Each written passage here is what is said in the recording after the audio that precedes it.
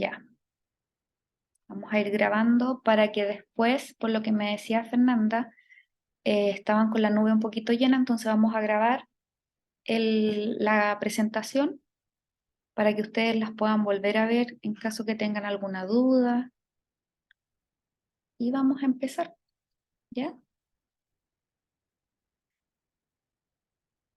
El test, el Daniel me preguntó, está en la parte donde dice módulo 2, ¿ya? En el módulo 2 hay una opción abajo que dice test. Son 7 preguntas bastante simples que son orientadas en el fondo a lo mismo de las clases que ya fuimos viendo, como una especie como de mini casos clínicos y con la idea de ir integrando un poquito los conceptos y si queda alguna duda de eso, lo conversamos en la clase siguiente y no hay problema. Ya si la gracia es como en este curso es como poder salir de todas las dudas que ustedes puedan tener de lo que es la práctica odontológica normal, ¿ya? Sí, mira, las lecturas complementarias generalmente se las agrego porque a veces me pasa con mis alumnos, yo trabajo en una universidad donde les cuesta ahora buscar, a pesar que tienen todas las herramientas hoy en día, más que las que tuve yo en algún momento, pero les cuesta ubicar, encontrar algunos papers que sean como más orientados. Y también en ese sentido, por ejemplo, si ustedes tienen alguna duda o necesitan ayuda para buscar algún material bibliográfico que sea actualizado, me dicen, por ejemplo, me pueden mandar un correíto que yo se los voy a dejar después y, y lo buscamos. Y es cosa de ir leyendo material actualizado. Ahí les puse algunos papers como más específicos de manejo, por ejemplo, de pacientes con patología hepática, pero eso, los test están más enfocados al tema de las clases, ¿ya?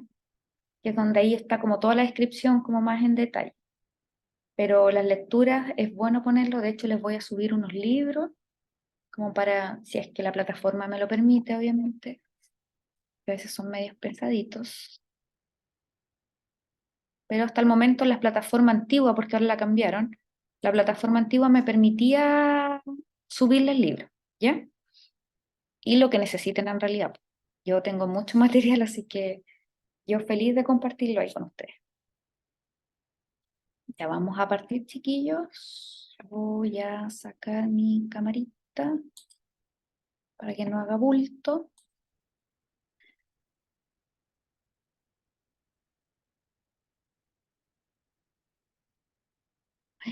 Ya, a ver, vamos a ver porque el Dani me dice que no le aparece. Yo lo dejé libre, publicado ahora sí hace muy poquito. No sé cuándo te metiste, pero vamos a revisar al final en la plataforma, cosa que le voy a pedir a Fernanda que me ayude para que les quede liberado el test por varios días.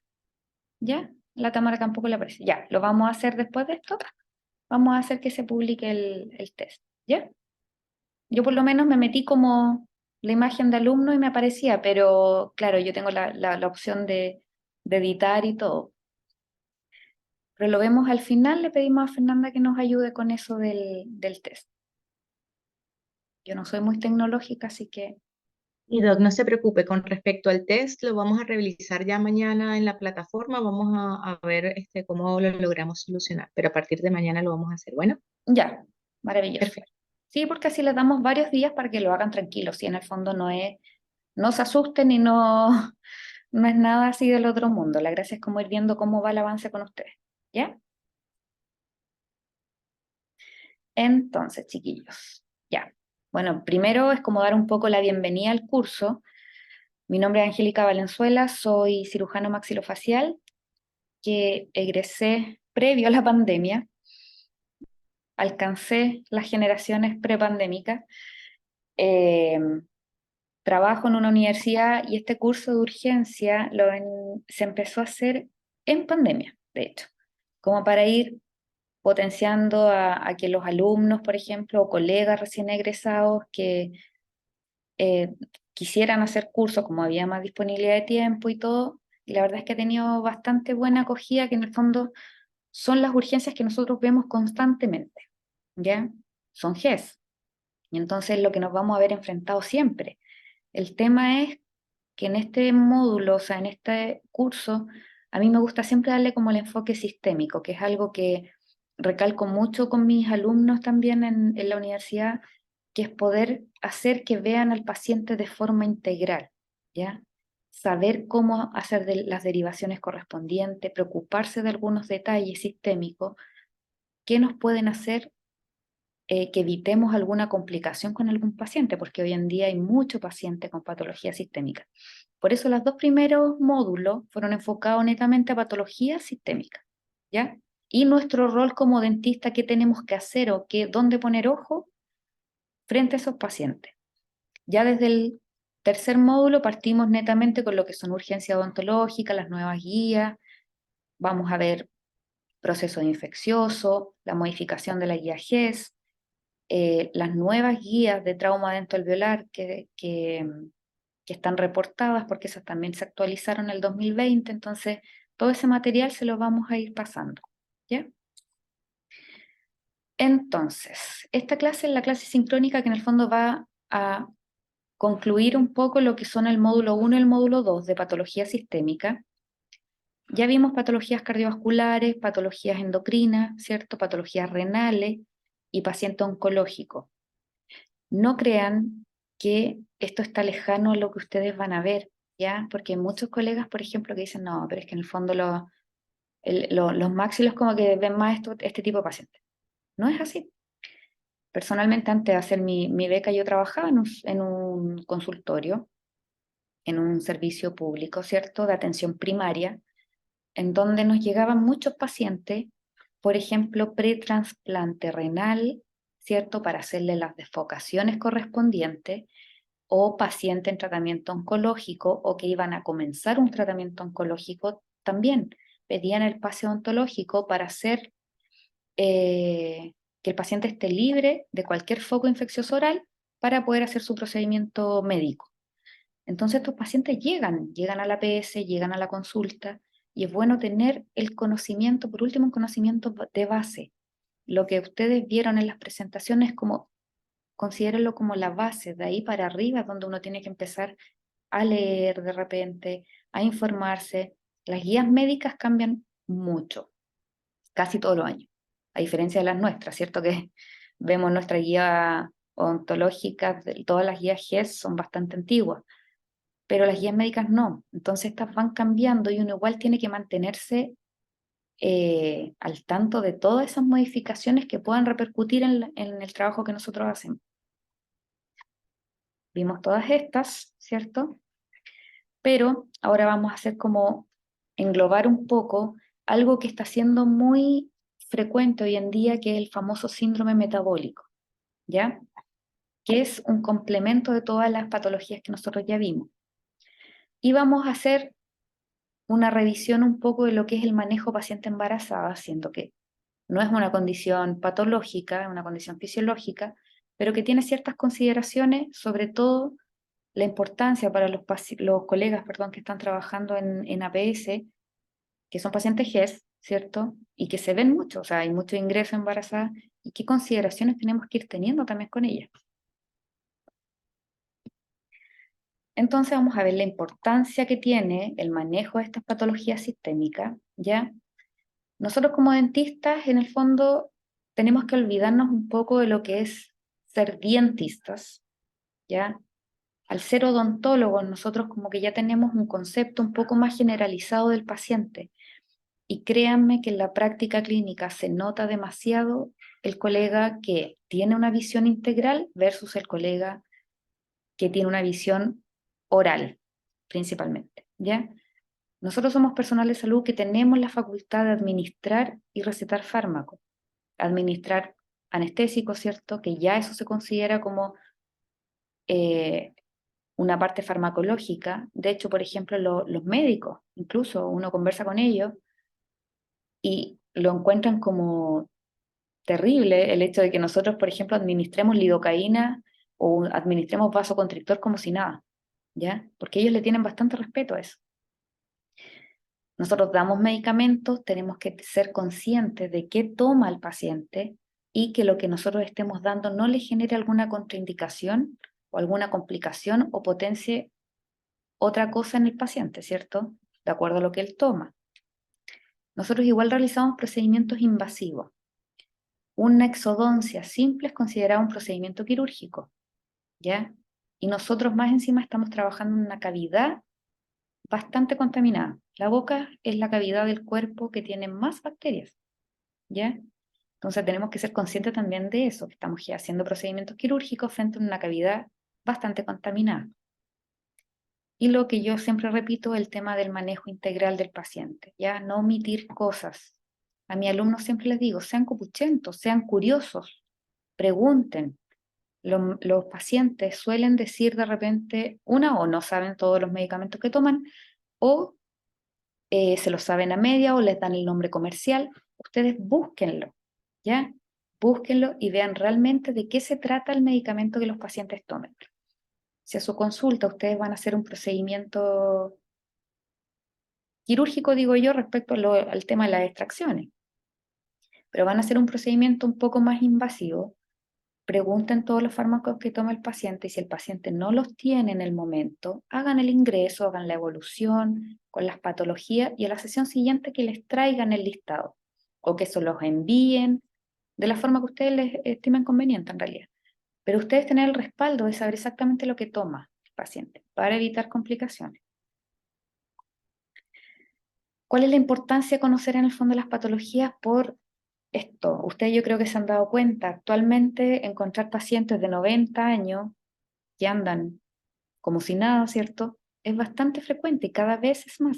Entonces la población está envejeciendo más que hablándolo 20, 30 años atrás, ¿cierto?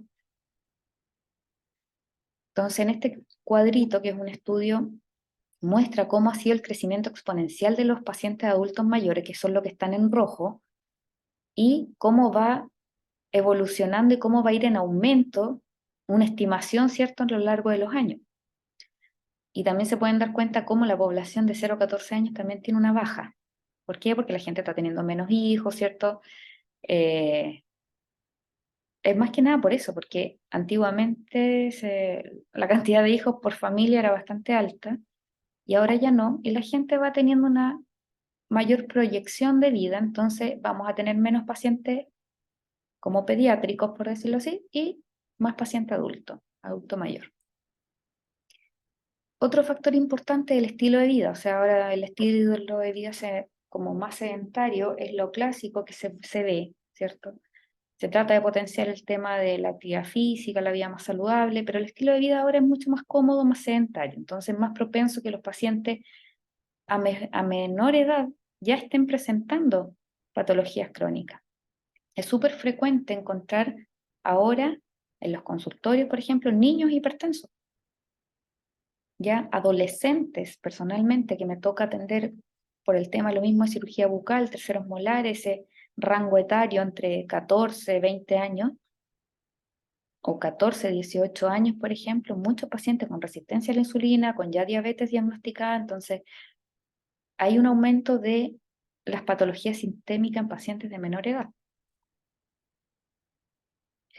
Otro factor importante, el factor emocional, ¿cierto? El estrés, que eso conlleva a una cadena de sucesos que pueden desencadenar en alguna manifestación sistémica de algún paciente, ¿ya? Sobre todo, por ejemplo, en nuestra consulta dental que, o sea, son muy pocos los pacientes que van tranquilos y relajados, ¿cierto? Entonces el factor emocional se traduce en un aumento de la presión arterial y que eso en el fondo pueda llevar a alguna complicación dentro de la práctica odontológica. La importancia de esto también es que ha habido aumento de la incidencia de todas estas patologías. Por eso es que en el fondo también se las quise poner, como en los módulos anteriores, por el hecho que esto va aumentando. La cantidad de pacientes que llegan, pacientes oncológicos, pacientes de edades muy tempranas también con cáncer, es bastante frecuente ver. Vamos a hablar un poquito de lo que es el síndrome metabólico. ¿Alguno ha escuchado el síndrome metabólico? A ver, escriban en el chat si alguien ha escuchado de esto o lo ha visto en su práctica odontológica. ¿Han escuchado? Pongan nomás. La Tamara no lo ha escuchado.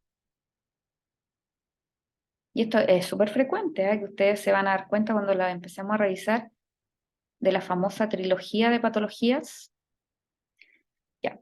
El síndrome metabólico se le llama a un paciente que es portador de un síndrome metabólico cuando tiene un conjunto de patologías sistémicas o factores de riesgo, ¿ya? Para alguna enfermedad cardiovascular o de posible desarrollo de diabetes. Entonces, actualmente, cerca del 20% de la población adulta está teniendo algún tipo de síndrome metabólico, ¿ya? Porque a veces es normal que nosotros veamos o pesquisemos pacientes que son hipertensos, solo hipertensos. Pero ustedes van a ver que muchos le van a decir, no, doctora, yo tengo hipertensión, tengo diabetes y tomo la atorvastatina, ¿ya? Eso quiere decir que el paciente tiene dislipidemia, que tiene el colesterol alto. Con esas tres patologías, que es como la clásica, por eso se las nombro, el paciente ese ya es un paciente que tiene un síndrome metabólico, ¿ya? Que incluye la hipertensión, obesidad central. Por ejemplo, hay pacientes que les pueden decir, sabe que yo tengo el colesterol alto, soy hipertenso y ustedes lo ven y tiene esta obesidad central, esta obesidad centrípeta que hablábamos, ¿no?, antiguamente. Ya es un paciente que tiene un síndrome metabólico porque tiene factores de riesgo cardiovasculares, ¿ya?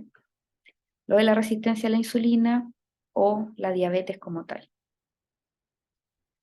Como les decía, un conjunto de factores de riesgo para enfermedades cardiovasculares. Y cuando hay tres o más de estos criterios, de estos factores en el fondo, ya se considera un síndrome metabólico. Y actualmente a nivel mundial esto va en aumento, pero mucho. Y como les decía, cada vez a edades más tempranas. O sea, ustedes ven la población en Estados Unidos, la cantidad de niños y adolescentes obesos, hipertensos, diabéticos, a menor edad ya están presentando este síndrome metabólico. ¿Ya? Este cuadrito nos muestra, por ejemplo, cuáles son como los parámetros donde nosotros podemos decir como este paciente ya tiene un factor de riesgo. La obesidad abdominal, que es esta obesidad como centrípeta que nosotros hablamos, cuando ya hay una circunferencia de la cintura mayor a 88 centímetros y en los hombres 102, ya se estaría considerando como una obesidad abdominal. El tema de los triglicéridos, ¿cierto? El colesterol, el tema de la presión sanguínea, en teoría debería ser 130-85. De hecho, hay normas actuales que tratan de que sea 120-80, ¿ya? Cuando a veces es como lo óptimo en un paciente con una presión así, es un paciente que va a tener una proyección de vida mucho mayor, una mejor calidad de vida. Y lo otro, la glucosa en ayunas, si la tenemos sobre 110, ya estamos con una sospecha de alguna resistencia a la insulina o que un paciente ya esté con una diabetes confirmada. Esta es la trilogía que yo les hablo, que es lo que se encuentra frecuentemente. Ustedes le preguntan a los pacientes que toman, no, tomo el losartán, el enalapril, la metformina, la atorvastatina, nunca la saben decir bien, pero ustedes ahí tratan de traducirle. Entonces, ¿qué significa que les digan esos medicamentos? Que el paciente está hipertenso, tiene diabetes y está con una dislipidemia, ¿ya? Entonces, ahí ustedes ya tienen una trilogía y si más encima lo ven que es un paciente obeso, está con un síndrome metabólico, ¿ya? Como lo vimos en las clases anteriores, el manejo de un paciente hipertenso, ¿cierto? Era la correcta anamnesis, no vamos a ahondar mucho en los detalles, que estos son la clase que ustedes ya vieron, que lo ideal para nosotros en lo que es manejo odontológico, hacerle la toma de presión si el paciente, idealmente a todos, cuando hacemos procedimiento invasivo. En mi caso, que nos trabajo principalmente en pabellones o ambulatorios o pabellones centrales, esto es como básico, pero por ejemplo en la atención dental, uno tiene que tener la consideración de ojalá pedir, ustedes tienen el derecho a pedir en las clínicas donde trabajen un tomador de presión, ¿cierto? Un hemoglucotest, porque es bueno ir corroborando cómo están compensados estos pacientes, ¿ya? Evitar el vasoconstrictor, por ejemplo, si tenemos una hipertensión descontrolada, o sea, descompensada. Si el paciente es hipertenso y presenta niveles de presiones normales, ¿cierto? El vasoconstrictor no está contraindicado.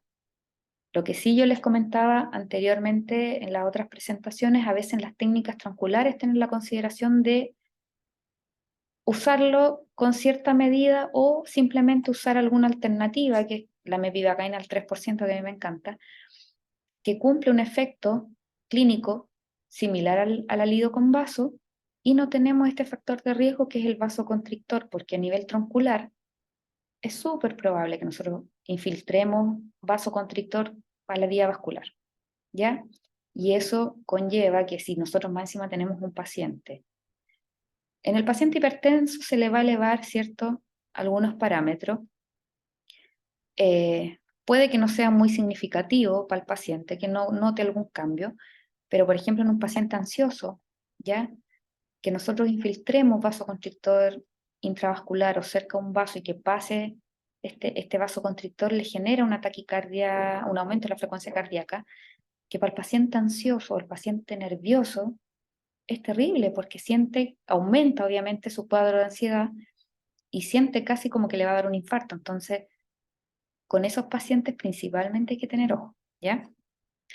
En el paciente diabético también lo vimos, ¿cierto? Ojalá citar por las mañanas porque baja el riesgo de hipoglicemia, que el paciente venga con su desayuno tomado, que haya comido, que ustedes asegúrense que haya comido. Es mucho mejor que coma, porque dentro de las complicaciones de los diabéticos es lo que ya siempre conversamos. Es mejor que suba a que baje la glicemia. Conocer todos los medicamentos, ver si está con terapia de insulina y medir los niveles de glicemia con un hemoglucotest. Frente al paciente con dislipidemia, que esto es cuando los pacientes tienen el colesterol alto, ¿cierto? Es importante hacer una buena anamnesis, las sesiones no muy largas en los pacientes obesos, porque en el fondo también la posición en la que ellos están con una carga considerable a nivel abdominal, ¿cierto? Y tenerlos 2 horas ahí atendiéndolo es un poco más largo. Entonces tratar de hacer sesiones no muy largas cuando son obesos mayores y obesos mórbidos, por ejemplo. Y dentro de las consideraciones farmacológicas, en el fondo, por ejemplo, tener algún cuidado con algunos medicamentos que nosotros podemos dar, porque van a aumentar la concentración plasmática de, por ejemplo, los hipolipemiantes como la atorvastatina, ¿ya? Pero en el fondo los macrólidos, que generalmente uno a veces le da a los pacientes alérgicos a la penicilina, que son la eritromicina ya no se usa mucho en realidad, la acitromicina se usa más, que es la que se da una vez al día. Los macrólidos con más frecuente que uno lo pueda dar si es que el paciente coincide que es alérgico, ¿ya? Pero mayor repercusión no tiene, solo que va a aumentar un poco los niveles plasmáticos del medicamento. ¿Alguna duda hasta ahora, chiquillos, de los pacientes con síndrome metabólico? Si tienen preguntas, pregunten nomás, no hay problema.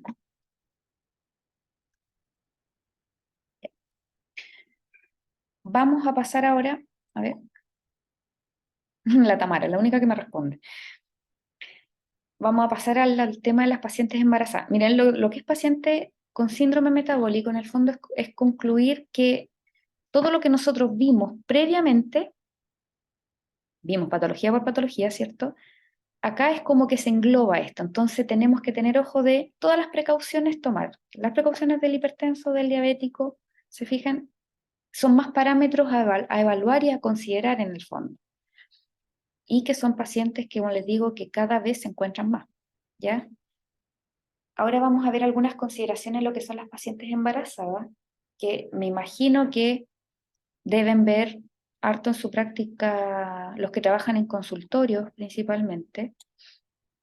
Bueno, es una condición GES, no una patología en realidad.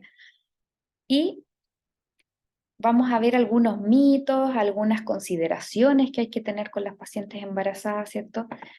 Por ejemplo, mitos del embarazo, que lo más probable es que le lleguen muchas pacientes que digan, no, yo perdí todos los dientes por el embarazo. Eso es clásico, ¿ya?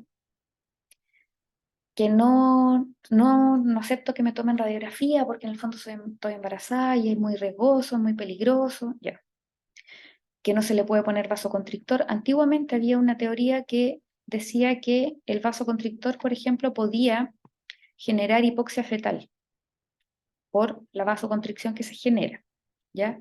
Después se comprobó de que efectivamente pudiese generar una hipoxia fetal, pero en dosis que superan nuestra dosis máxima de infiltración de anestésico, ¿ya?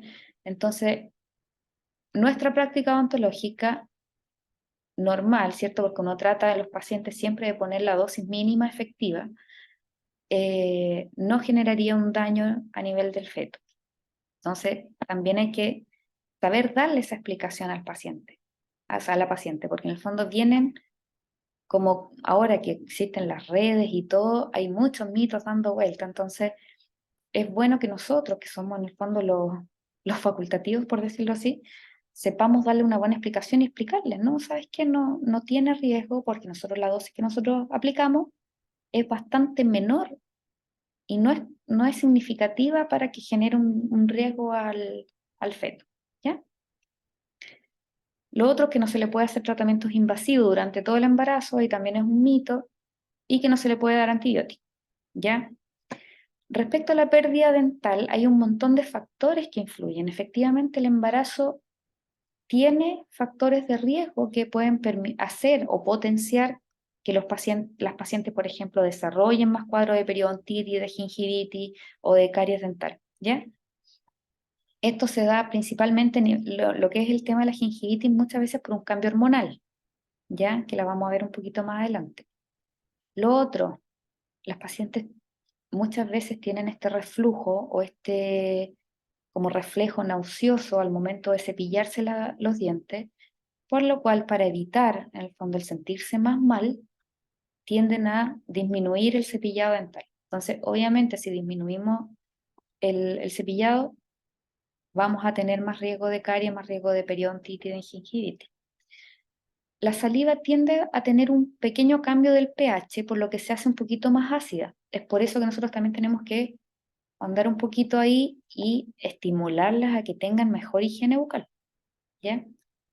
Lo otro son los famosos antojos, ¿cierto? Que les da por comer de todo a cualquier hora, no todas las embarazadas, pero hay muchas que sí. Entonces, obviamente, consumen a veces una dieta un poco más cariogénica.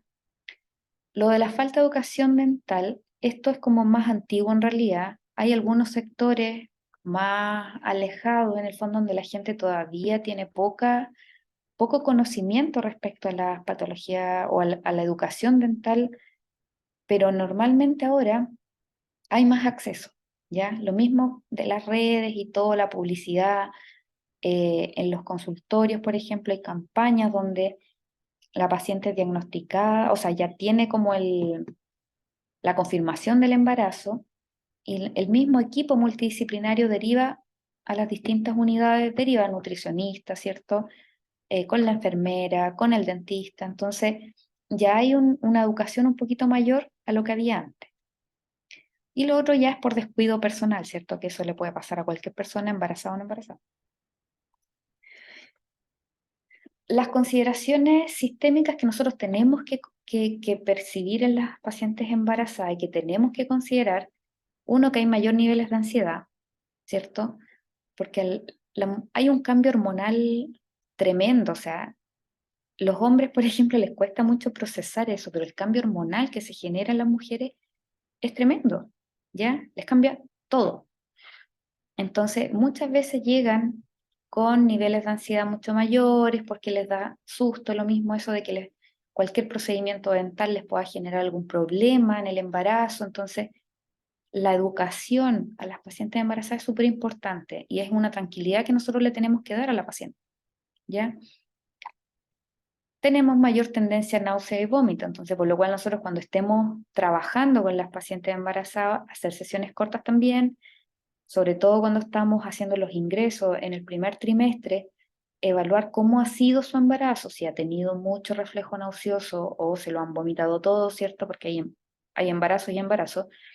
Con las pacientes que tengan mayor riesgo hay que tener más ojo, más cuidado, sesiones más cortas, ¿cierto? Para evitar, en el fondo, potenciar ese reflejo nauseoso en ella. La paciente embarazada es más propensa también a cuadros hipoglicémicos y aquí es donde nosotros también podemos jugar un papel súper importante en diagnosticar ciertas cosas. Ustedes conocen la diabetes gestacional, ¿cierto? Que es muy frecuente hoy en día. Entonces, nosotros si vemos una paciente embarazada cuando le hacemos los ingresos o en sus controles periódicos, si ustedes tienen su hemoglucotest, créanme que lo más van a perder 2 minutos de su tiempo en tomarle un hemoglucotest e ir viendo cómo van los niveles glicémicos de esa paciente. Porque incluso a veces van a sus controles de enfermería y todo, pero no siempre se le hacen estos chequeos. Y ustedes incluso pudiesen diagnosticar o empezar a pesquisar si una paciente que no era diabética, durante el embarazo está empezando con cuadros de hiperglicemia. Entonces ahí poner ojo, ustedes pueden informar, ¿cierto?, al médico a cargo y poder pesquisar esto de forma temprana y poder tratarlo también, ¿ya? Porque eso va a traer consecuencias tanto a la madre como al bebé. También son más propensas a los síncopes, ¿cierto? Por la hipotensión, lo mismo la hipoglicemia, la deshidratación y todo. Lo de la diabetes gestacional que yo también les decía, y lo otro también que nosotros podemos pesquisar con la simple toma de signos vitales, la hipertensión en el embarazo, que eso también es súper importante, ¿ya? Ustedes ir viendo cómo está la paciente, porque también estamos con un nivel de ansiedad mayor, podemos tener presiones arteriales más altas, y eso a la larga, casi en el término del embarazo, o sea, podemos tener incluso este cuadro de preeclampsia, que no sé si lo han escuchado, que es cuando las pacientes embarazadas tienen alzas de presiones súper altas, súper grandes en el fondo, y que puede afectar al embarazo. Entonces no es malo siempre chequear los pacientes. Ya, sobre las consideraciones orales, lo que yo les decía, la enfermedad periodontal, el aumento de la progesterona en el fondo nos va a hacer un aumento de la relaxina, y eso hace que exista una mayor procesos inflamatorios a nivel de las encías, ¿ya? Entonces es súper común ver pacientes embarazadas con una gingivitis terrible, o mujeres que les dicen, ¿sabe que a mí nunca en la vida me había sangrado la encía y ahora que estoy embarazada sí? Ahí también explicar que va dentro de la norma y que con mayor razón tenemos que mejorar el tema de higiene. Lo de las caries, por el cambio de pH, ¿cierto? La higiene defectuosa y lo que hay que considerar también el reflujo gástrico. O sea, eso ya nos acidifica mucho más la saliva y la cavidad oral, ¿ya? Y muchas pacientes que sufren de reflujo hasta periodos finales del embarazo incluso. Este yo creo que ya lo conocen, po, el famoso granuloma piógeno, que esto también producto por un tema del hormonal, se genera como una hiperplasia a nivel de las papilas de la encía y puede ser manejable si es pequeño, ¿cierto? Uno puede manejarlo con enjuague de clorexidina, hacer algún destartraje y podemos lograr quizás hacer la baja de este proceso inflamatorio, pero cuando ya es mucho, ahí hay que intervenir, ¿ya? Generalmente se da en la zona vestibular superior, ¿cierto? Es raro que aparezca más como a nivel palatino, se ve más como hacia vestibular. Generalmente es asintomático, ¿ah? Cuando es pequeño las pacientes como que dicen, sí, tengo un poquito inflamada la encía, me pareció esta pelotita, pero no les duele. Pero cuando esto crece un poco más o se inflama más, porque a veces les da susto cepillarse, eh, tiende a sangrar, por ejemplo, o a veces disminuye, si la tratamos con destartraje, enjuague, tiende a bajar, pero puede recidivar mientras está embarazada. Cuando son pequeñas y no generan molestia, estas a veces después del parto desaparecen por sí solas.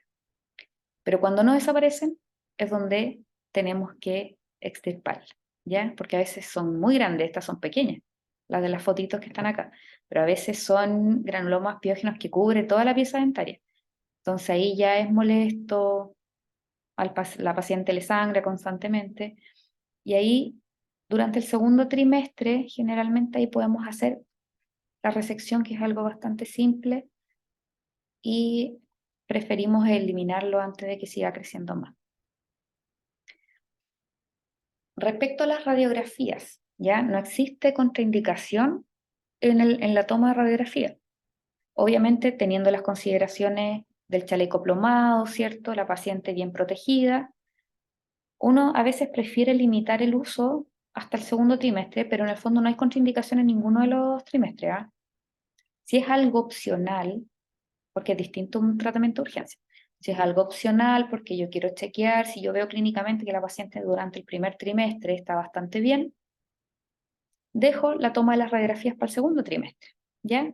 ¿Por qué? Porque así nos aseguramos que en el segundo trimestre ya el embrión ya es un feto, ¿cierto? Bien formado, que ya terminó como su desarrollo, ahora simplemente está creciendo, entonces no tenemos ningún riesgo, como aumentar en el fondo algún tipo de riesgo, pero en estricto rigor la radiación que generan este tipo de radiografías no le va a generar tampoco algún efecto teratogénico al embrión, ¿ya? Los efectos nocivos en el fondo se presentan a partir de 5 a 10 rad, ¿ya? Que es la dosis que absorbe el paciente. Con eso ya uno empieza a notar efectos nocivos. Y calculen acá, este cuadrito para que les quede un poquito más claro. Las periapicales, una serie de periapicales como la que ustedes ven acá, miren la radiación que tiene, 0,00001 rad, ¿ya? Y es más, acá se hace el comparativo, o sea, esa paciente está expuesta 1 hora a la luz del sol y obtiene mucha más radiación que tomarle una periapical, ¿ya? Como para que tengan como un comparativo un poquito. Así que el riesgo de la radiografía, con sus medidas de seguridad que corresponden, no hay ningún problema. Respecto a los fármacos, aquí es donde nosotros tenemos que tener un poco de ojo con la clasificación de los fármacos, ¿cierto? La Asociación Mundial de Drogas, ¿cierto? Tiene esta clasificación. En el fondo los medicamentos los clasifican por letra, que la letra A, en el fondo son medicamentos que han sido probados en humanos y que no generan un efecto teratogénico. La letra B son medicamentos que han sido probados en animales, por ejemplo, y que no generaron ninguna complicación a nivel del feto del embrión. El C está probado en animales y es como poco significativo en el fondo el daño que pudiesen generar, ¿ya? El D ya genera un daño, esto no ha sido como probado, menos en humanos, pero frente a la necesidad, por ejemplo, frente a la urgencia, si estamos hablando de riesgo vital, por ejemplo, la paciente embarazada, y hay un fármaco categorizado como D, que va a generar más beneficio que daño, se opta por usar, ¿ya? Y los X son medicamentos que de frentón han sido probados ya en estudios, en animales, en todo, y que sí generan un daño teratogénico al embrión, o sea, generan daño en el feto, ¿ya? Entonces las categorías para nosotros con más seguridad nosotros podemos prescribir son la categoría A y la categoría B, ¿ya? Los demás uno trata en lo posible de evitarse. Afortunadamente nosotros tenemos como una alta gama de medicamentos que podemos dar, pero cuando estamos con el tema de las pacientes embarazadas, principalmente la parte analgésica se nos limita bastante. Entonces vamos a ir viendo una tablita después donde salen las clasificaciones de los fármacos. Por ejemplo, respecto a los anestésicos locales, como yo les decía, se comprobó que altas dosis en el fondo genera como algún problema. Denme un segundito.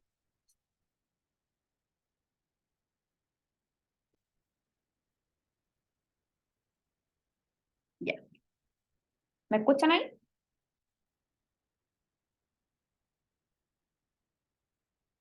Como le decía, los anestésicos locales, si superamos la dosis máxima que nosotros podemos darle a los pacientes, eh, ahí recién, o sea, estamos hablando de superar mucho más de los 8 tubos que generalmente nosotros tenemos como considerado que podemos dar como tope. Ahí recién uno pudiese generar algún tipo de riesgo por el vasoconstrictor que nosotros estamos administrando, ¿ya? Pero hay que poner ojo, como yo les decía, con la punción intravascular. principalmente por el tema de que ven aumentar la ansiedad en los pacientes, ¿cierto? Y si podemos usar otro tipo de anestésico que no nos va a generar ese efecto secundario, mejor, ¿cierto? Carece de efectos teratogénicos y abortivos. La más indicado es la lidocaína con y sin vasoconstrictor. O sea, si de repente va a hacer un procedimiento, ustedes van a hacer una tapadura, no necesitan vasoconstrictor. Pongan sin, ¿ya? Y van a lograr un efecto, lo que sí la lidocaína, el efecto es un poco más corto, la lido sin vaso, pero que les permita hacer su procedimiento bien, la mínima dosis efectiva, que es lo que yo siempre digo, y acá se los puse con negrito, administrar la mínima dosis efectiva, de acuerdo a lo que yo voy a hacer. Si voy a hacer un procedimiento corto, no le voy a poner 5 tubos de anestesia, ¿ya? Entonces ahí uno va midiendo. A lo más después cualquier cosita uno puede reforzar un poco, etcétera, ¿ya? Respecto a los anestésicos, aquí está su clasificación de la FDA, ¿ya? Por ejemplo, la articaína es C, la bupi es C, la mepivacaína, si bien es C, nosotros sí la podemos usar durante el embarazo, que es la que a mí me gusta, que es la mepivacaína al 3%, porque la mepivacaína es la menos, de todos los anestésicos, todos son vasodilatadores, todos, ¿ya? Por eso nosotros le agregamos vasoconstrictor. Pero la mepivacaína es la menos vasodilatadora. Entonces, sin vasoconstrictor no nos genera esta vasodilatación refleja, entonces el efecto clínico es más largo, ¿ya? La prilocaína aquí no la venden en realidad mucho, pero la lidocaína, que es la clásica nuestra, es B, entonces mucho más segura. Y de los anestésicos tópicos, la lido, que nosotros usamos, y evitar las otras. La benzocaína, si ustedes se fijan, hay muchos anestésicos tópicos que son de benzocaína, evitarla un poquito, ¿ya? Respecto a los analgésicos y los AINES, es como conocido para nosotros el tema del paracetamol. San paracetamol con las embarazadas. Entonces, los AINES, por ejemplo, inhiben la síntesis de prostaglandina que participan en la respuesta inflamatoria, ¿ya? Y estas prostaglandinas también interfieren en lo que es el parto, también están presentes. Entonces, nosotros, por ejemplo, ¿dónde está principalmente contraindicado el uso de antiinflamatorio? Es principalmente en el tercer trimestre, ¿ya? En el último, sobre todo a finales del embarazo. ¿Por qué? Porque esto, al ir inhibiendo, ¿cierto? Esta síntesis de prostaglandina, nosotros vamos a inhibir también el trabajo de parto. Podemos prolongar el parto y eso puede generar que haya una hipertensión pulmonar fetal, ¿cierto? Porque se está retrasando este parto. Es por eso que los AINES se eliminan un poco del uso durante el embarazo, ¿ya? Entonces se recomienda evitar siempre, principalmente durante el primer y el tercer trimestre, siendo el tercer trimestre como el más complejo, ¿ya? Porque podemos tener, como les decía, este retraso en, en el trabajo de parto. Lo antiinflamatorio, bueno, las mujeres acá del grupo, cuando están en su periodo menstrual, por ejemplo, y tenemos estas contracciones uterinas, ¿cierto? Un antiinflamatorio es maravilloso, porque te baja este nivel de contracción, ¿cierto? Y baja el dolor y la sintomatología. Pero en una paciente embarazada significa que nosotros estamos frenando un poco lo que es el trabajo parto. Es por eso que San Paracetamol es nuestro analgésico de preferencia, ¿cierto? Recuerden siempre que la dosis máxima del paracetamol son 4 gramos al día, ¿ya? No hay que dar más de 4 gramos al día, eso es para toda la gente, ¿eh? No solo para las embarazadas. Entonces, cuando ustedes recetan, por ejemplo, paracetamol de gramo, pongan ojo, porque hay muchos pacientes que los quedan mirando así como, ¡ay, pero me va a dar tanto!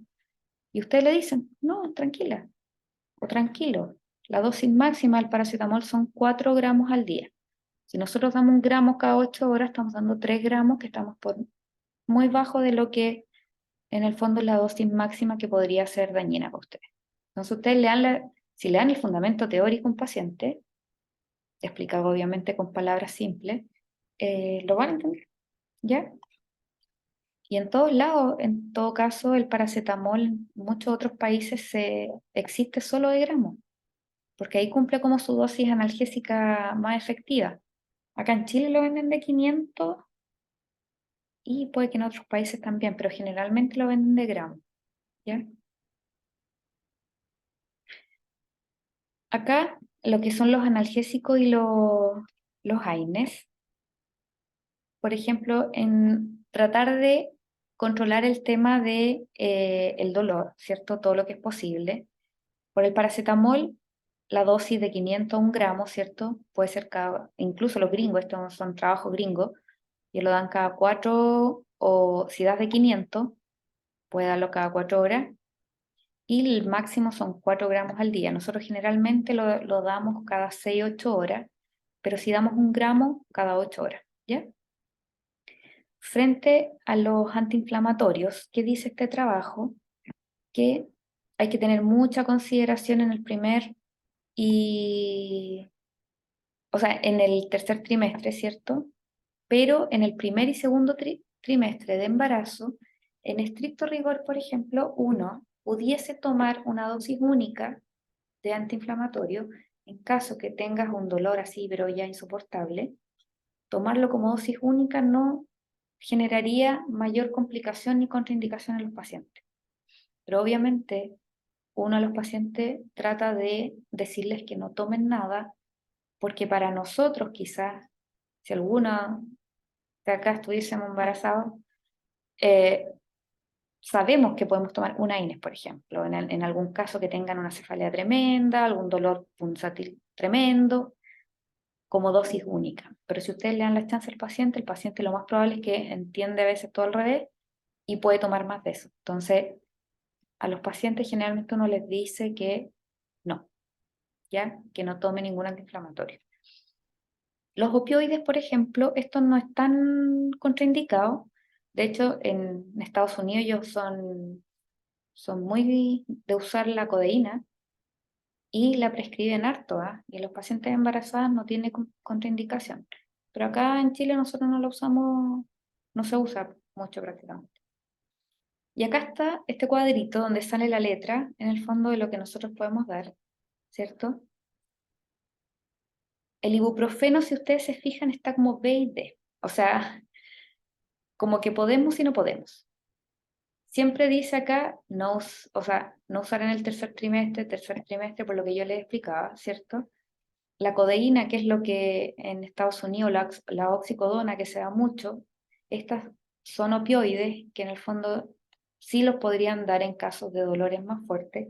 A nivel hospitalario, por supuesto, que si una paciente llega con un cuadro doloroso muy aumentado, tienen acceso a estos fármacos, pero hay que tener mucho cuidado, por ejemplo, con los AINES convencionales, que sobre todo en el tercer trimestre, pero por ejemplo en el segundo trimestre, no sé, en caso puntual uno podría llegar a tomar uno como dosis única.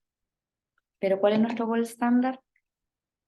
Paracetamol, ¿ya? O sea, tratar de quedarnos aquí.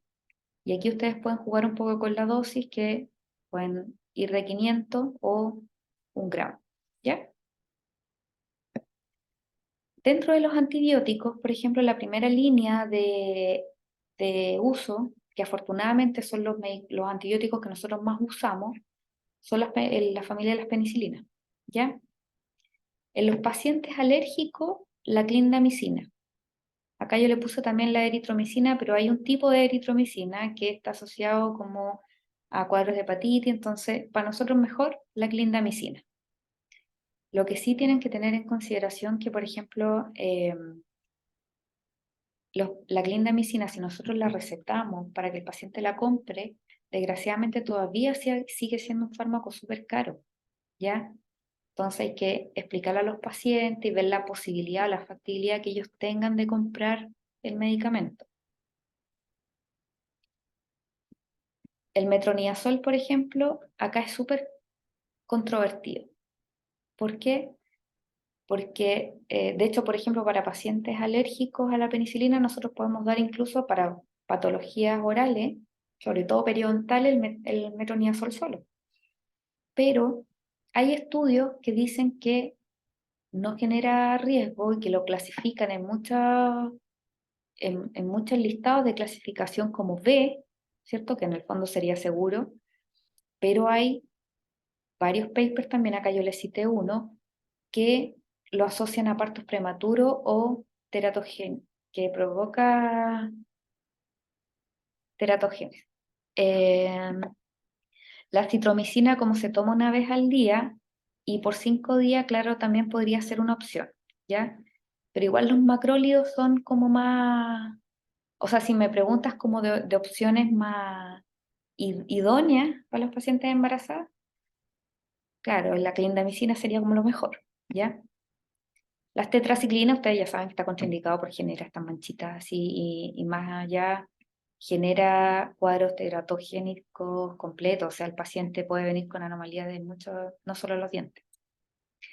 Aquí está el cuadrito, para la Tamara que preguntó, que es donde tenemos, por ejemplo, la citromicina, esta es B, ¿ya?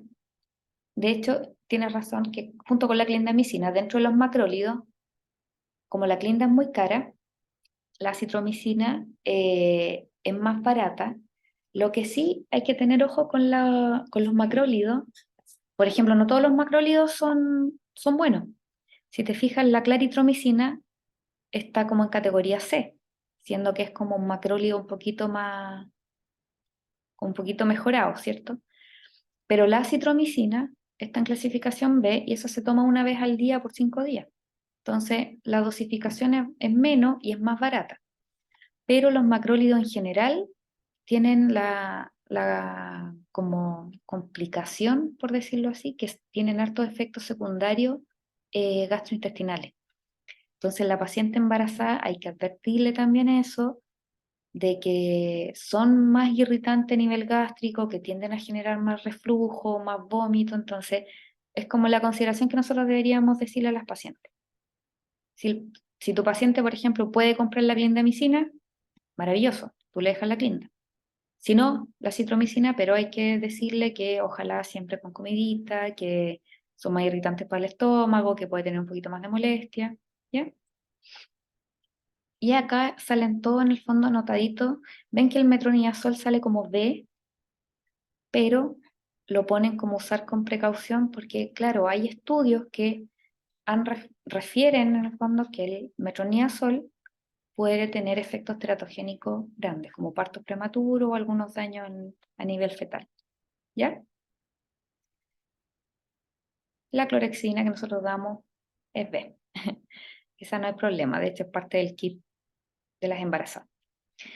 Vamos a ir por trimestre, ¿ya? El primer trimestre va de 0 a las 14 semanas. Acá es donde va toda la organogénesis, ¿cierto? Se forma el fetito. Aquí el embrión se está desarrollando en todo su sentido.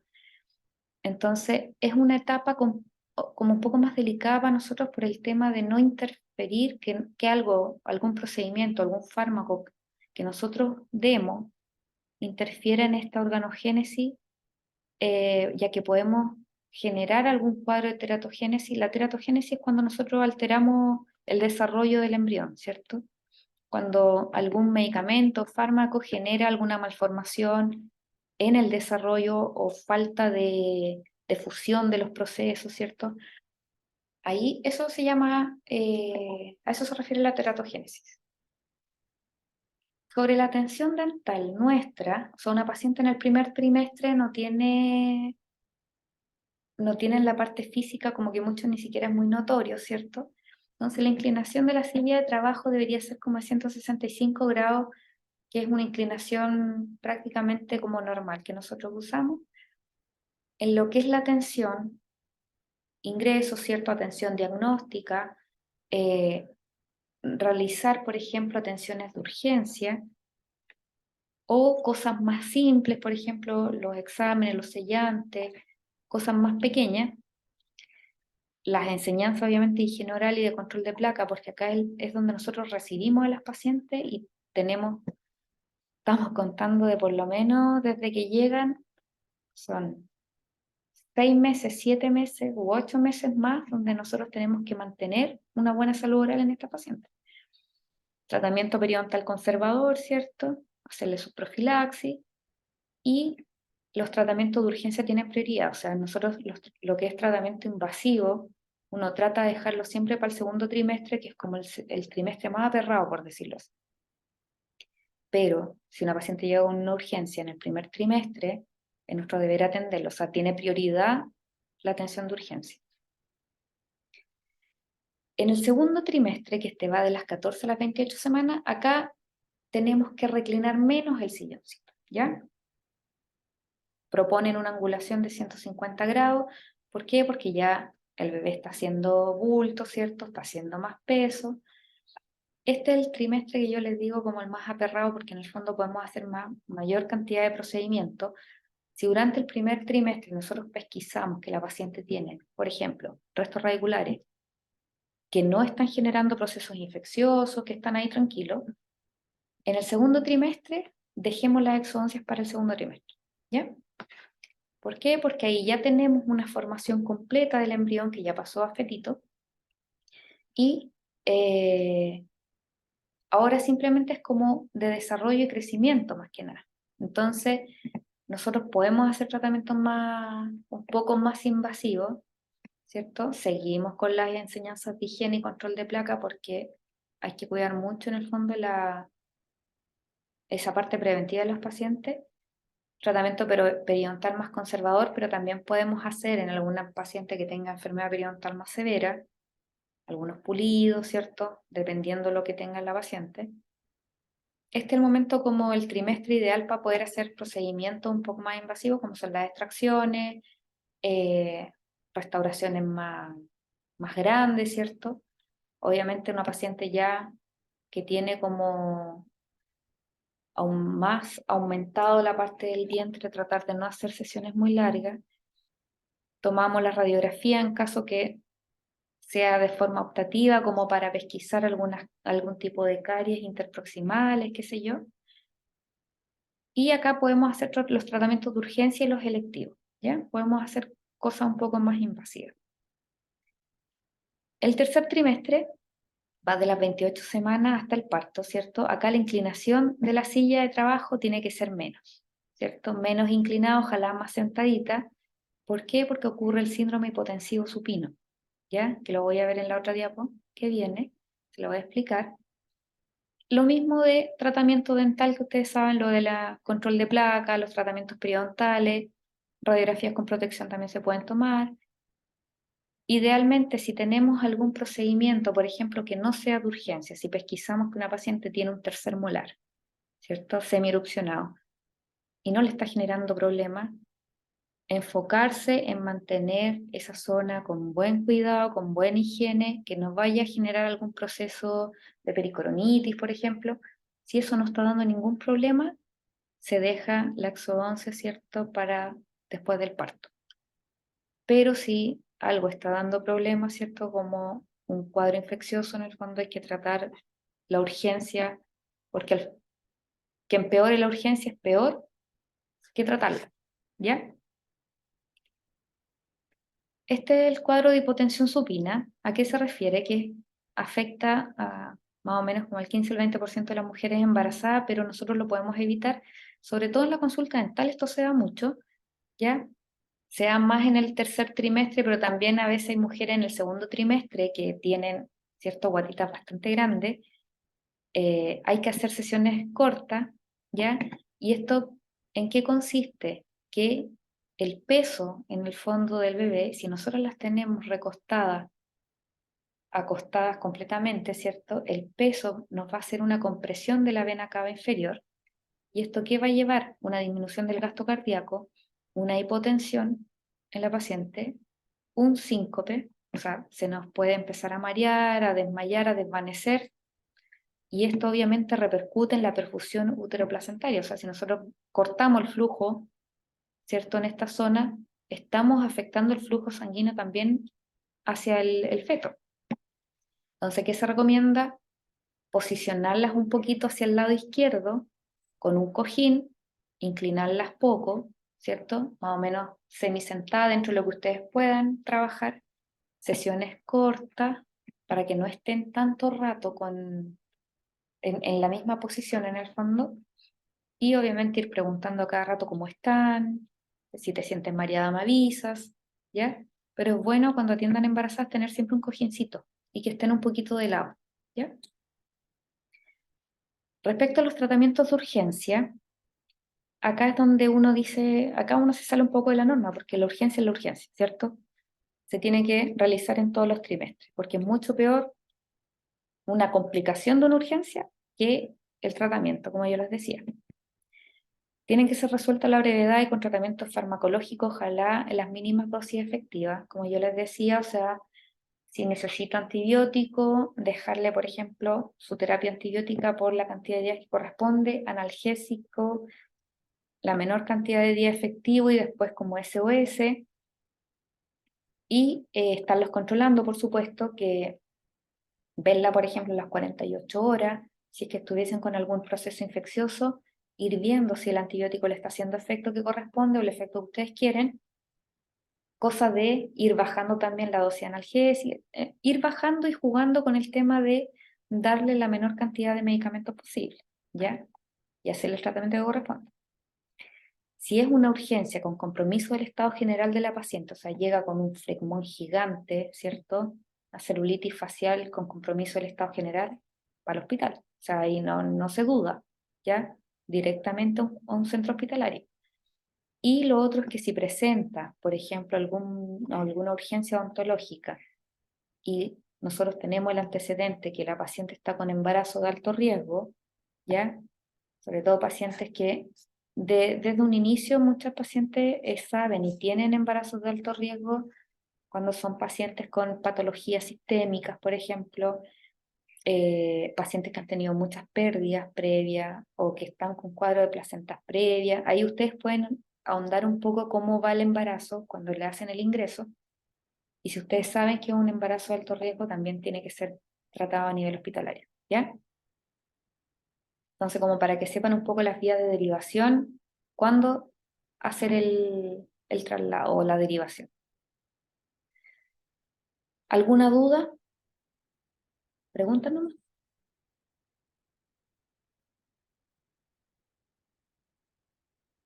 ¿Ninguna? Ya, vamos a hacer unas preguntitas, unos casitos clínicos, así como bien rapidito, cosa que... Pero esto es como para entretenernos nomás, y si no se asusten, ¿ya? Vamos a ver, miren, tenemos un paciente sexo masculino, 58 años de edad, con antecedente de hipertensión, accidente cerebrovascular hace 5 meses atrás. Aquí vamos a ir complementando todo lo que ustedes vieron en las clases. El paciente, como tuvo este accidente vascular, hace 5 meses, está con un tratamiento anticoagulante con neosintrón, 4 miligramos diarios, y llega a la consulta de ustedes porque le duelen estos restitos radiculares, ¿cierto? La 1,2 y la 1,1. El hemograma, usted le piden exámenes de sangre, el hemograma está en un rango normal, su recuento plaquetario 250.000, su INR de 3,9, ya que está indicado ese INR que se mantenga así en ese valor por el riesgo trombótico del paciente. Ya, de acuerdo a lo que ustedes vieron en las clases, ¿cuál sería su proceder odontológico?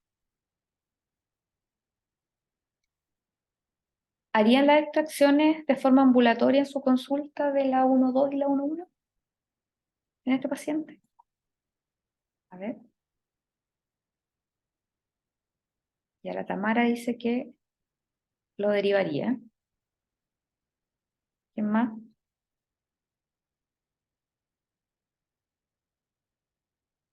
El Ignacio dice: si el médico tratante puede suspender o bajar el rango, es mejor derivar a un centro hospitalario.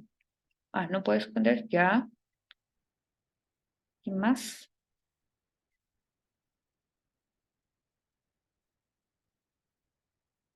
Dani, Felipe. Se conectaron poquitos hoy día.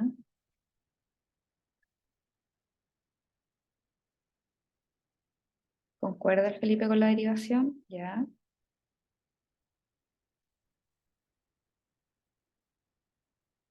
Exactamente. O sea, este paciente, por ejemplo, nosotros lo deberíamos derivar. ¿Por qué creen ustedes que nosotros estamos derivando al paciente? Porque tiene un recuento plaquetario bajo, el accidente vascular reciente, porque los dientes están en resto regular, y el INR está alto, porque tiene un accidente reciente, accidente vascular y el INR está alto, o el recuento plaquetario usted encuentra que está bajo y por el uso de taco. ¿Cuál sería como la respuesta más precisa, correcta, donde ustedes dicen, sí, estos factores son los que a mí me hacen tomar la decisión de derivarlo?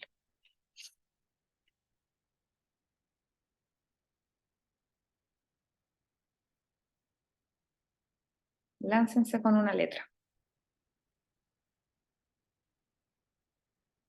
porque le pedimos exámenes, ¿cierto? Hay varios parámetros que uno ve. Entonces, ¿cuáles son los que ustedes le dicen como, hay que derivarlo?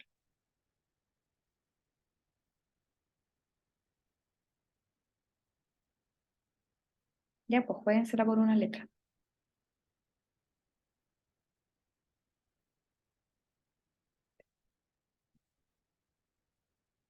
Ninguno, ya, Dani, C. Y ahí respondieron. Sí, exactamente. ¿Por qué? Porque tenemos un accidente vascular hace 5 meses, ¿ya? Todas las patologías, eh, infarto, accidentes cerebrovasculares, cuadros de trombosis, por lo menos, como mínimo, tiene que haber pasado 6 meses, ¿ya? Idealmente ya sobre un año nosotros ya nos podemos sentir un poquito más tranquilos, ¿ya? Y lo otro es que el INR está en 3,9, ¿ya? Y ese sale acá, que está indicado por el riesgo trombótico del paciente. O sea, lo más probable es que este INR no, el médico no lo va a bajar, ¿ya? Entonces acá tenemos dentro de los exámenes sanguíneos, las plaquetas estaban impecables, tenía 250.000. Este es nuestro rango normal. Para que sepan, eh, para nosotros, por ejemplo, en la parte de cirugía oral, que es como hasta hacer una extracción, el nivel mínimo de plaquetas que nosotros necesitamos son 75.000, como mínimo. 75.000, ya estamos ahí como rezándole a todos los santos para que el paciente no haga un cuadro hemorrágico, ¿ya? Pero, porque podemos tener pacientes que lleguen a su consulta y le dicen, doctor, ¿sabe que tengo unos exámenes de sangre que me hice hace poco y tiene 100.000 de plaquetas? Están bajas, ¿cierto? Tiene una trombocitopenia. Pero para nosotros como procedimiento dental, en el fondo, pudiésemos hacer el procedimiento, ¿ya? Bajo 75.000, nosotros no podemos hacer procedimiento porque el riesgo hemorrágico es alto, ¿ya? Como para que tengan eso en consideración. Y el INR obviamente está alto, porque acá está la respuesta también, la patología isquémica menor a 6 meses, y el rango terapéutico nuestro del INR está por sobre lo que nosotros podemos tratar, ¿ya? Entonces la conclusión es que se deriva a un centro hospitalario con especialista porque acá se le hace la terapia de traslape que salía en la clase teórica. ¿Tienen alguna duda sobre lo que es la terapia de traslape cuando pasamos la clase, en el video de la clase?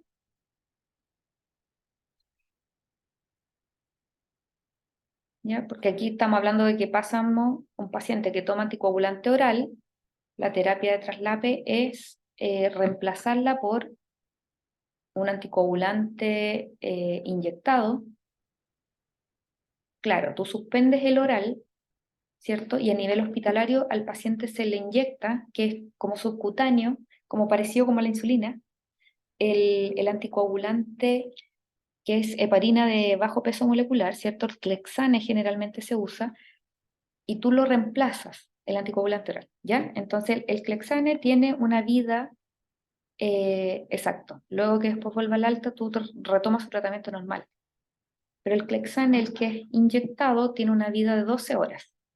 Entonces los pacientes, por ejemplo, lo hospitalizan, tú le suspendes el anticoagulante oral y tiene su inyección de Clexane en la mañana y en la tarde. Entonces tú cuando le vas a hacer un procedimiento dental por una extracción como esta, nosotros pedimos que le suspendan el Clexane de la tarde, exámenes de sangre al otro día, tipo 7 de la mañana ojalá, al tiro, evaluamos los exámenes y si el INR nos sale en un rango terapéutico, nosotros hacemos el procedimiento. ¿Ya? Hacemos el procedimiento y el paciente retoma, porque el Clexane de la mañana tampoco se le da, retoma su Clexane de la tarde, que es el inyectado, ¿cierto? Y nosotros controlamos a este paciente el otro día, vemos que no tenga algún cuadro hemorrágico, etcétera. Pero si nosotros en el INR que le tomamos en la mañana el examen, el INR nos sale disparado, tampoco podemos hacer el procedimiento. O sea, tenemos que lograr llegar a un INR terapéutico, ¿ya? A pesar de que estemos en el hospital. La ventaja es que estando el paciente hospitalizado nosotros podemos ir pidiéndole exámenes frecuentemente, ¿cierto? Y cuando logramos pesquisar un INR bueno, le hacemos la extracción. ¿Ya? Esa es como la terapia de traslado.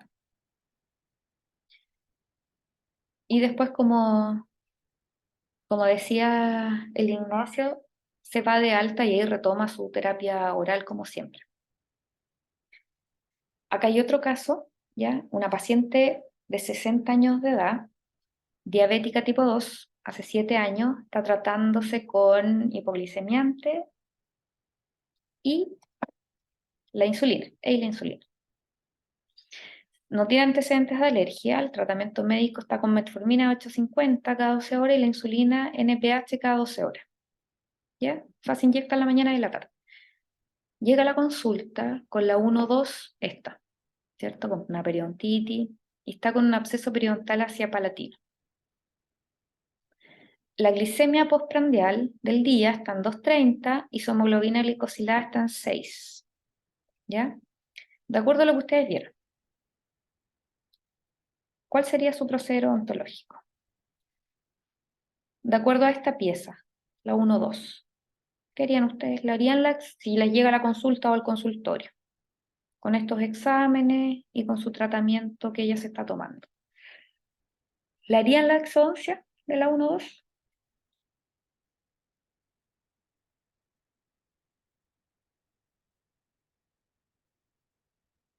¿Mm? Ahí sí.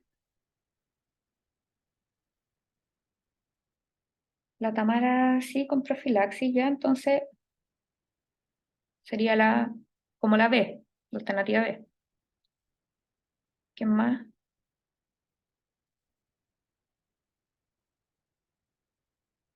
Ya, sí.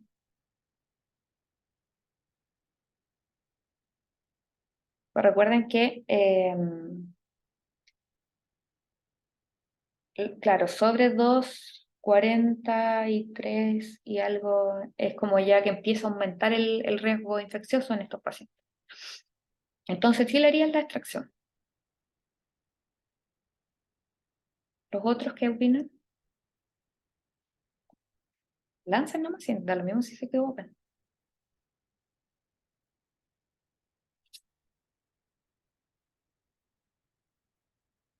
Me quedo con la respuesta entonces de la Tamara y el Ignacio.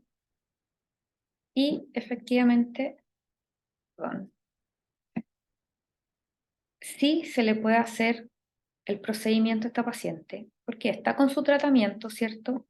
Tenemos una glicemia postprandial día de 230, en teoría estamos en un rango aceptable, ¿cierto? La hemoglobina glicosilada en el fondo está en 6, que esta es la que pilla a los mentirosos, ¿cierto? Para atrás, nos permite determinar que con un valor de 6, esta hemoglobina glicosilada tiene el paciente su diabetes compensada, ¿ya? Y acá es lo que yo les pongo lo de los rangos, que esto es lo que conversamos. Sobre 234, ¿cierto? Es aceptable, ¿ya? Mayor a eso, en el fondo va aumentando el riesgo trombótico, o sea, perdón, el riesgo infeccioso.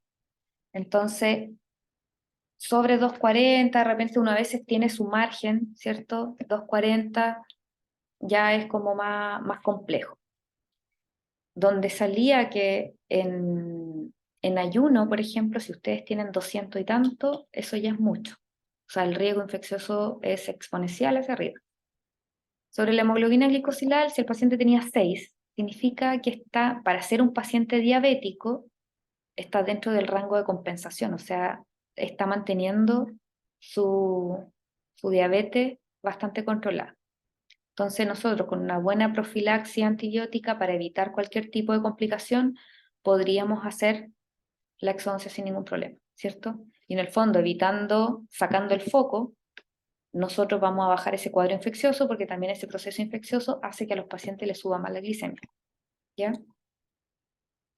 Entonces nos basamos en esto y la consideración en este paciente es lo mismo que conversábamos delante.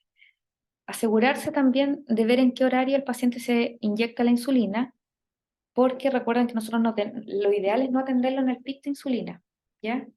Porque más encima son pacientes que están con metformina, aunque la metformina es un euglicemiante, mantiene como un nivel de glicemia más o menos normal, no nos genera una baja de la glicemia, pero la insulina sí, ¿ya? La insulina puede tirar muy abajo los niveles de glicemia.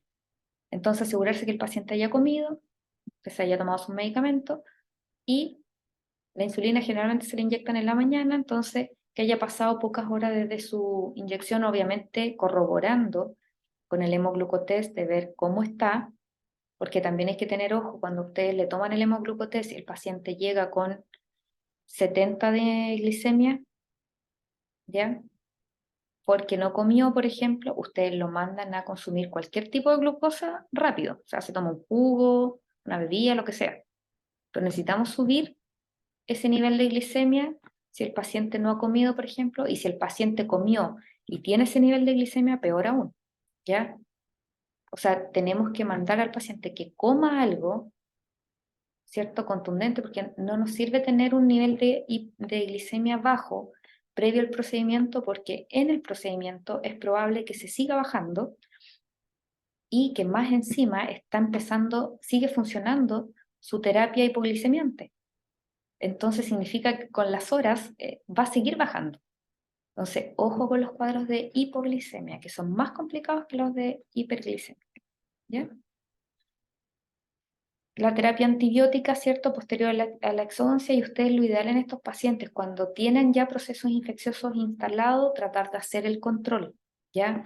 ¿Por qué? Porque los pacientes diabéticos, en el fondo, los procesos infecciosos en ellos, cuando tienen diabetes descompensada, sobre todo, es como que se incendian estos procesos infecciosos, a pesar de quedar con antibióticos. Entonces, es súper bueno ir controlando a tus pacientes, ¿ya? Y el último caso, para no aburrirlos, una paciente de sexo femenino, 48 años de edad, ya con un diagnóstico de cáncer de mama hace 4 meses y un tratamiento inicial con quimioterapia. Se encuentra en la tercera sesión de 10 sesiones de tratamiento, ¿ya? Lleva 3. La última sesión de quimio la tuve hace 15 días atrás y se le cayó la tapadura de esta pieza, del lado 5. Está con un cuadro de pulpitis irreversible.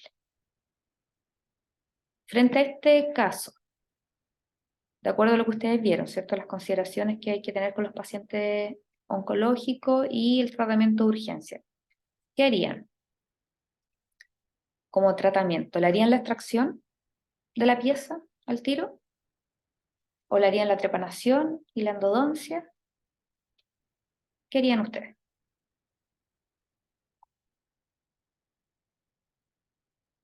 Y esto a ustedes les puede llegar a mucho paciente oncológico que anda, que está con sus terapias de quimioterapia y que puede tener una urgencia odontológica como esto.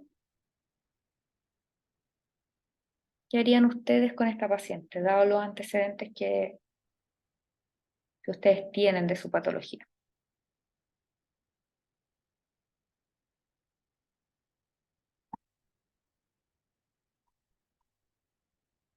Ya no se quedan dormidos.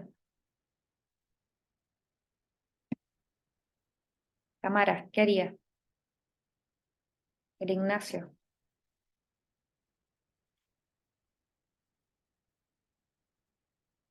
Felipe,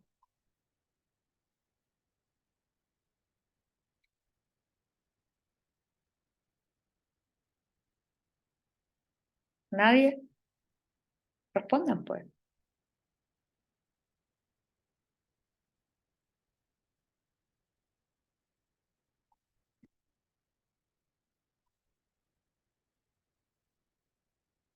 Voy a seguir esperando hasta que responda alguno.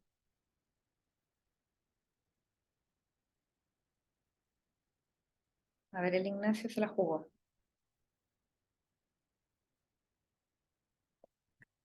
¿Ya tú crees que la exodoncia sería lo más indicado en esta paciente?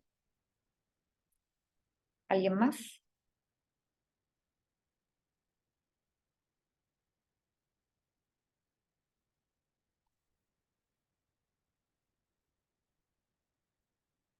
¿Qué opinan el resto?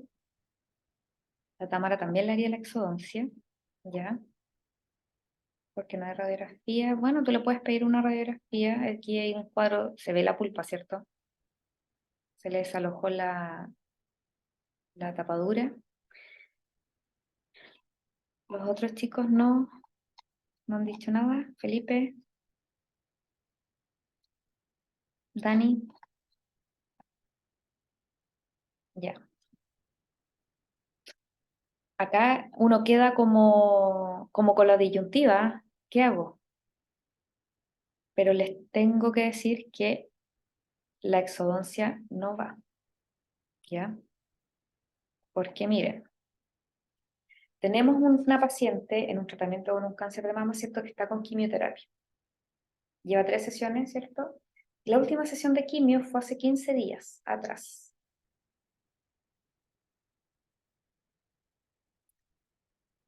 Mira, dentro de las opciones, la exodoncia, en estricto rigor, no se debería hacer. Porque miren, cuando nosotros estamos en tratamiento con quimioterapia, exactamente. Nosotros, cuando uno está en tratamiento de quimioterapia, los pacientes están en tratamiento con quimioterapia, hay dos parámetros sanguíneos que a nosotros nos bajan, pero inmediatamente, ¿ya? Porque ustedes saben, pues los pacientes quedan inmunosuprimidos. Y uno dice, ¿por qué queda inmunosuprimido? ¿Qué le baja? ¿Qué le afecta? Los pacientes quedan con una neutropenia marcada. Nosotros sabemos que proceso infeccioso bacteriano, los que van a atacar ahí son los neutrófilos, ¿cierto? El organismo empieza a tirar los neutrófilos inmaduros incluso para atacar un proceso bacteriano. Por eso ustedes en un hemograma cuando ven que están aumentados los neutrófilos, porque estamos sospechando de una patología bacteriana, ¿ya? Entonces, si se nos baja los neutrófilos, ¿cierto? Hay riesgo de una infección severa. Entonces, o sea, yo le entiendo perfectamente, por ejemplo, que las endodoncias o las trepanaciones también se pueden contaminar, pero en el fondo uno tiene que tratar de ser lo menos invasivo posible. ¿Por qué? Porque también a nosotros se nos genera una trombocitopenia. O sea, los parámetros de plaquetas, los niveles de plaquetas se nos pueden bajar bastante, incluso mucho más bajos del rango terapéutico que yo les conversaba antes, que son sobre 75.000, nosotros podemos decir, ay, ya, podría hacerlo. Ojalá sobre 80.000, pero aún así son bajas, ¿cierto? Pero si nos llega una paciente, que nosotros le pedimos los exámenes de sangre, y llega con un nivel de plaqueta de 50.000, o sea, olvídense, ustedes le hacen un procedimiento invasivo y esa paciente, por ejemplo, tiene riesgo de hacer un cuadro de hemorragia, ¿ya? Es por eso que nosotros previo, si nos llega esta paciente, le llega a ustedes, lo primero que hay que hacer, obviamente ustedes pueden hacer manejo farmacológico, ¿cierto? De dolor, etcétera, y pedirle sus exámenes de sangre. Pero como tratamiento de urgencia, eh, claro, mira, como dice el Ignacio, ¿qué pasa cuando necesita una exodoncia? En el fondo, esto más que a nivel hospitalario, porque a nivel hospitalario va a ocurrir lo mismo, ¿ya? Nosotros le pedimos, primero tenemos que tratar la urgencia de la forma menos invasiva posible. En este caso, sería anestesiar a la paciente, ¿cierto? Tenemos pulpa expuesta, estamos con una pulpita irreversible. Tratar de sacar esa pulpa dentaria bajo anestesia, ¿cierto? Limpiar ese conducto, dejarlo vacío, dejarlo medicado y con una obturación provisoria, dejarla con medicamentos con antibióticos. ¿Por qué? Porque tenemos una neutropenia, ¿cierto? Lo más probable. Y tratar de hacerlo menos invasivo porque no sabemos el nivel de trombocitopenia que puede tener esa paciente. vemos, controlamos con analgesia, con todo lo necesario farmacológico, ¿ya? Pedimos los exámenes de sangre y vemos cómo están sus parámetros. Si nosotros, la pieza eventualmente necesita una extracción sí o sí, piensen que se hizo la quimio hace 15 días, o sea, estamos como en el pic donde podemos encontrar estos parámetros súper bajos, porque va de 6 a 14 días posterior a la sesión, donde nosotros pillamos estos parámetros lo más bajos, generalmente es como niveles bastante bajitos. Si le pedimos un examen de sangre y tus parámetros te salen bien para hacer un procedimiento más invasivo, lo puedes hacer tú. Con todas las medidas, por supuesto, medida hemostática para que no sangre, ¿cierto? En caso que pueda tener algún déficit plaquetario, con los antibióticos correspondientes, ¿cierto?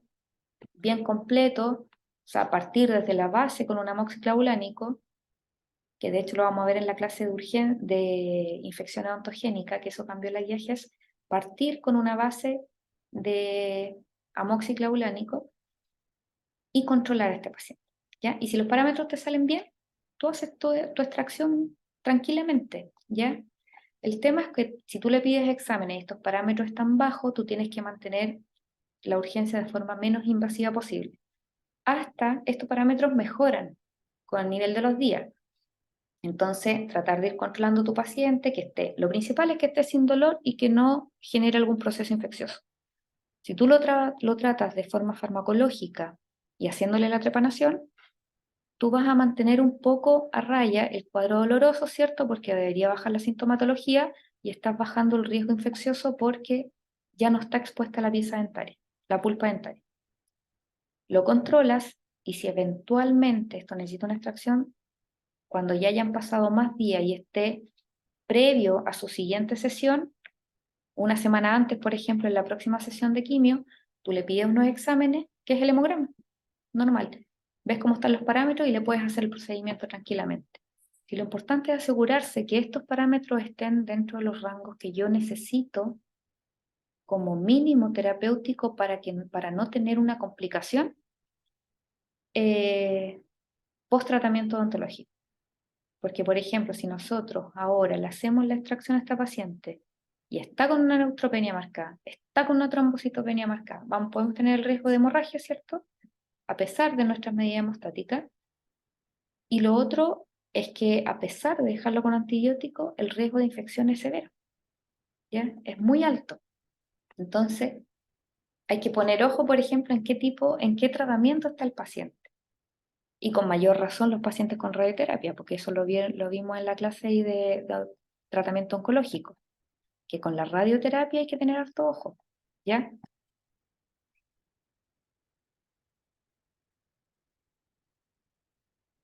Y esto es la respuesta en el fondo, que lo ideal como urgencia, como tratamiento primario de urgencia sería hacer la trepanación, ¿cierto? Que dentro de todo sería lo más conservador, y dejarla con medicamentos, una buena terapia analgésica, buenos antibióticos y controlar, ¿ya?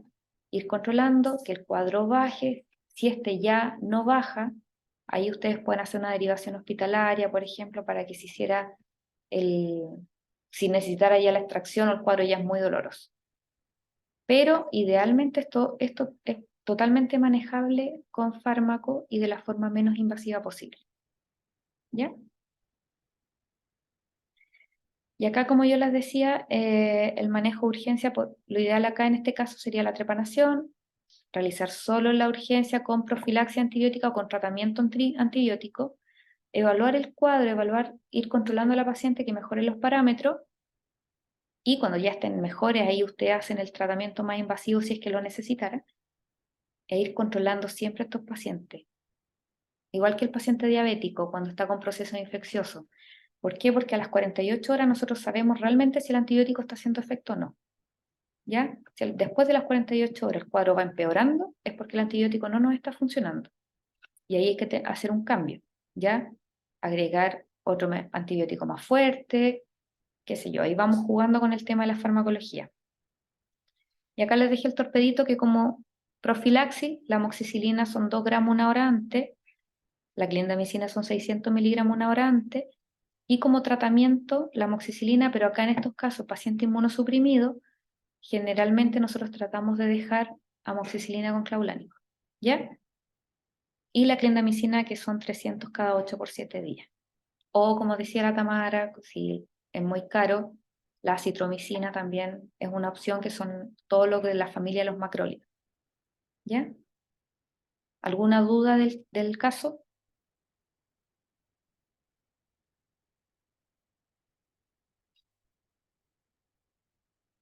¿Se entendió sí el tema de los parámetros y todo el tema, cierto?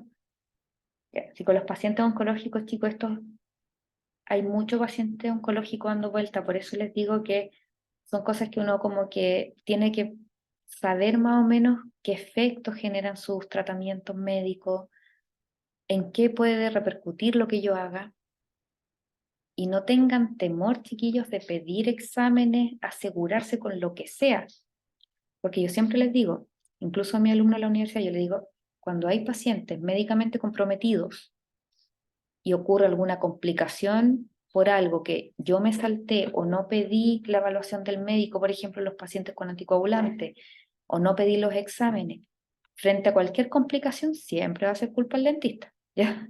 Es como lo clásico que se ve. Entonces, nosotros tenemos que ser precavidos y ser cuidadosos al momento de atender a algún paciente, y tenemos el recurso de pedir lo que nosotros queramos, ¿ya? Los exámenes que ustedes encuentren, consideren pertinentes de acuerdo al caso, ¿ya? No tengan temor con eso, pidan nomás exámenes.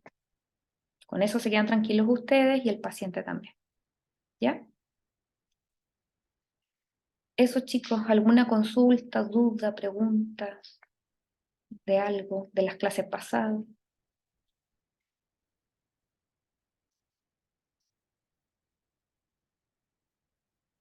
¿Está todo bien? ¿Todo claro? Qué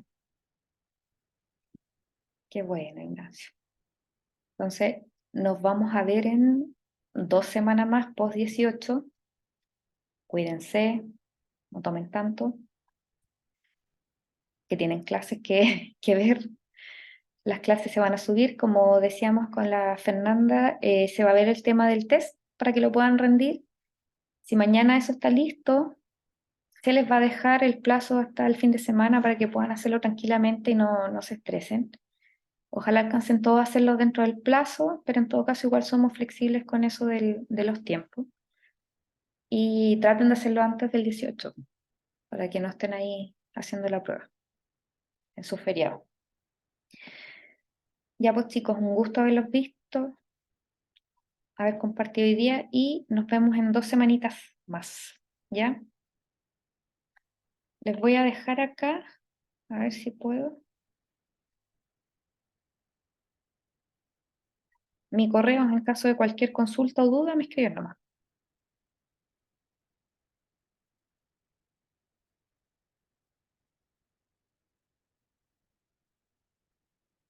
Ese es mi correo, ¿ya? Con 2 A. Así que eso, chicos. Que estén muy bien.